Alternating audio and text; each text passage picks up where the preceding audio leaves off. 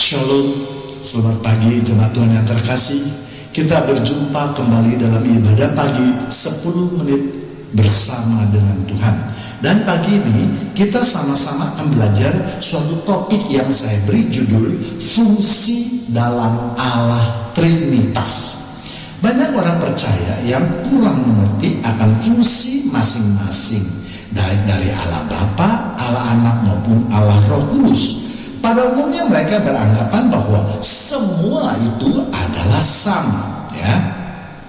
Semua dapat mengerjakan tugas apapun juga, sehingga dengan demikian maka tidak dapat diterima pendapat yang mengatakan bahwa adanya ajaran tentang Trinitas tersebut.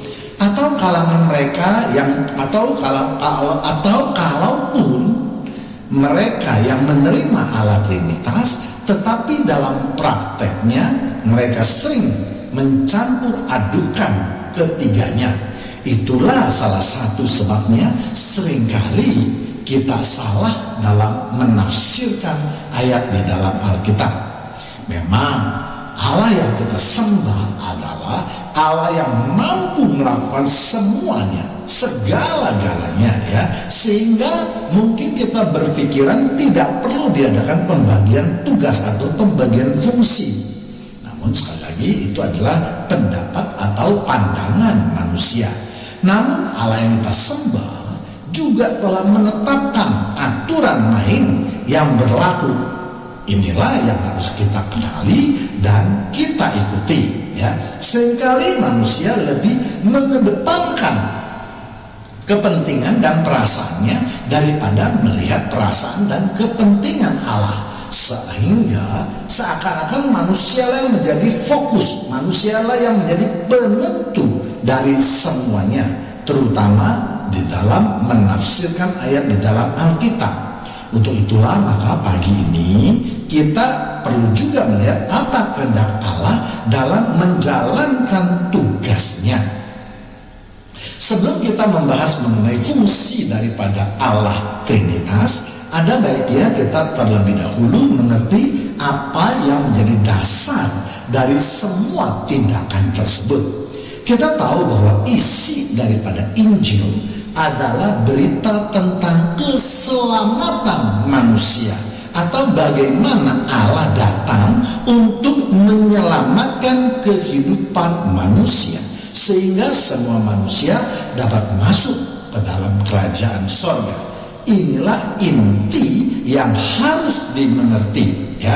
Itulah sebabnya mengapa Injil juga dikatakan berita baik, ya, karena dengan adanya pengajaran di dalam Injil itulah maka kehidupan manusia yang sering jatuh ke dalam dosa, sehingga seharusnya manusia itu masuk ke dalam api kekekalan. Tetapi karena kasih karunia Allah, akhirnya manusia dapat diselamatkan dari api kekekalan jika manusia ini ingin menurut kehendak firman-Nya.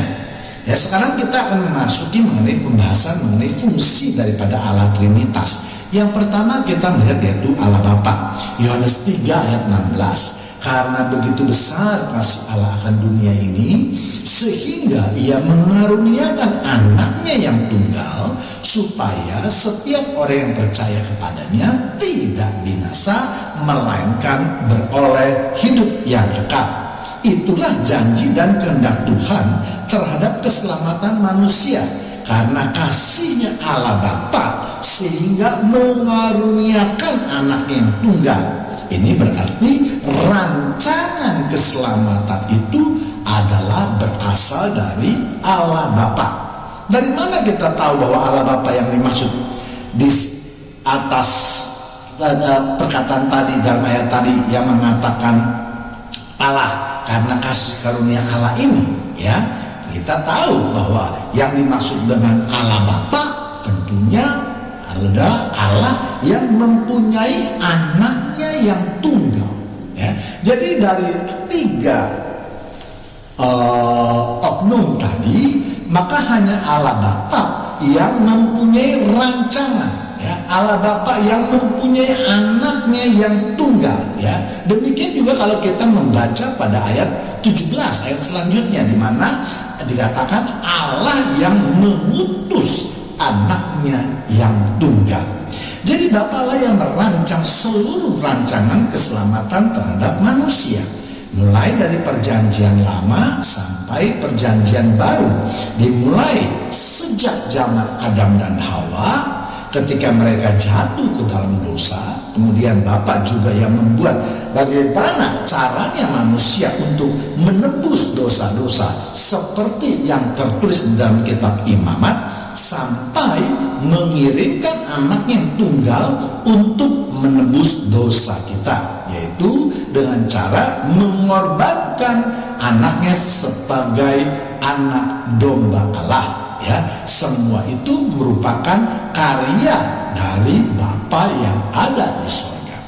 Kemudian yang kedua yaitu Allah anak atau Tuhan Yesus, Yohanes 3 ayat 17. Sebab Allah mengutus anaknya ke dalam dunia ini bukan untuk menghakimi dunia, melainkan untuk menyelamatkannya oleh Dia, ya. Jadi anak Allah, anak atau Tuhan Yesus bertugas untuk melaksanakan rencana penyelamatan tersebut, ya, yaitu untuk menebus kehidupan manusia dari dosa. Tuhan Yesus atau Yesus Kristus datang ke dunia ini diutus oleh Bapaknya yang ada di surga. Jadi walaupun Yesus diutus, bukan berarti kedudukan Yesus lebih rendah daripada yang mengutus, yaitu Allah Bapa. Tetapi kita harus mengerti bahwa di dalam rancangan Allah untuk menyelamatkan manusia, maka tugas daripada Tuhan Yesus itu di bagian penyelamatan atau penebusan dosa manusia, ya. Kalau boleh saya umpamakan, misalnya di dalam suatu cerita atau film, jika seseorang itu memainkan perannya sebagai katakanlah orang miskin, padahal orang itu kaya, ya, maka tidak dapat dikatakan atau dianalogikan bahwa orang yang memerankan peran orang miskin itu pastilah miskin, ya. Tetapi memang peran itulah yang membuat dia harus berperilaku sebagai atau seperti orang miskin, ya. Jadi tidaklah benar kalau Yesus diutus oleh Bapa yang di surga berarti Yesus sebagai atau hanya sebagai utusan saja. Ini berbicara mengenai pembagian tugas, bukan berbicara mengenai kedudukan, ya. Kalau berbicara tentang kedudukan, kita bisa mengambil kesimpulan dari firman Tuhan yang lain, ya. Misalnya saya beri judul apa arti perkataan kudus, kudus, kuduslah Tuhan, ataupun ayat lain yang sudah pernah saya bahas, yaitu mengenai apakah Yesus adalah Tuhan. Di sana kita sudah pernah belajar, sudah pernah ngupas semua tentang Yesus adalah Tuhan, ya. Karena hanya Allah yang boleh disembah, apalagi oleh malaikat setingkat serafim, maka jelas pujian dan penyembahan siang dan malam itu membuktikan bahwa ketiga pribadi itu jelas mempunyai kedudukan yang sama, ya. Kalau kita melihat video saya, yaitu yang berjudul Kudus, Kudus, Kuduslah Tuhan, ya. Jadi memang di dalam menafsirkan ayat di dalam Alkitab, kita tidak boleh hanya melihat 1-2 ayat saja tanpa mau melihat di belakang. Apa alasannya, apa dasarnya, terus apa hubungannya dengan ayat yang lain, ya. Nah, inilah seringkali orang yang tidak mau mengerti. Yang penting dia melihat satu ayat itu lalu berpegang pada ayat itu, sehingga walaupun ayat lain ada yang bertabrakan atau berlawanan, dia tidak peduli. Jelas ini adalah penafsiran yang salah, ya.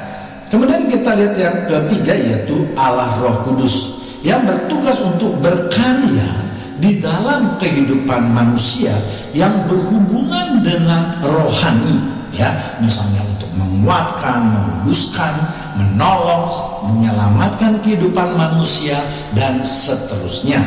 Kita lihat di Yohanes 3 ayat 5. Jawab Yesus, aku berkata kepadamu, sesungguhnya jika seorang tidak dilahirkan dari roh, air dan roh, ia tidak dapat masuk ke dalam kerajaan Allah. Oleh sebab itulah karya Roh Kudus yang terpenting di dalam kehidupan kita adalah melahirkan kita menjadi manusia yang baru, supaya kita dapat masuk ke dalam kerajaan sorga, ya. Kita lihat di Titus 3 ayat 5. Pada waktu itu dia telah menyelamatkan kita, bukan karena perbuatan baik yang telah kita lakukan, tetapi karena rahmat-Nya, oleh permandian kelahiran kembali dan oleh pembaharuan yang dikerjakan oleh Roh Kudus. Jadi pekerjaan Roh Kudus ialah untuk tetap membawa manusia kepada kehidupan yang baru. Itulah sebabnya kalau kita berbuat dosa, maka kalau ada Roh Kudus dalam hati kita, kita merasa tidak nyaman, perasaan kita menjadi gelisah. Lalu kita bisa menyesal, ya, karena kita merasa telah berbuat dosa dan seterusnya. Itulah pekerjaan daripada Roh Kudus, ya. Jadi kesimpulannya, pekerjaan Allah Trinitas itu masing-masing mempunyai bagian yang tersendiri, walaupun menurut manusia tidak harus seperti itu. Tetapi sekali lagi, inilah kehendak Tuhan kita, ya. Allah di dalam Trinitas telah merancangkan dan membagi masing-masing mempunyai tugas tersendiri, ya. Allah Bapa merancangkan keselamatan untuk kehidupan manusia. Allah Anak yang menjalankan rancangan tersebut, yaitu misi penebusan dosa, dan Allah Roh Kudus yang terus menjaga dan memelihara kehidupan manusia untuk masuk atau mencapai kerajaan sorga. Dengan demikian maka kita akan mengerti mengenai Efesus 2 ayat 8, sebab karena kasih karunia kamu diselamatkan oleh iman, itu bukan hasil usahamu tetapi pemberian Allah, ya. Jadi keselamatan manusia itu memang pemberian Allah.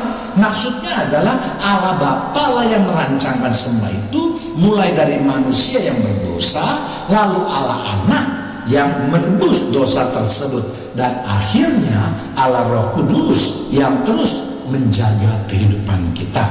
Tentu kalau kita melihat ketiga periode tersebut, penyelamatan dari periode pertama dan kedua itu semuanya adalah berkat karena kasih karunia Allah, ya. Sedangkan rancangan kita atau ikut campuran kita hanya ada pada periode yang ketiga, di mana kita turut bekerja bersama dengan Roh Kudus untuk merancangkan sesuatu yang baik, maka Allah akan turut bekerja, ya. Tapi seringkali ayat ini ditafsirkan untuk yang lain, ya, yaitu di Roma 8 ayat 28.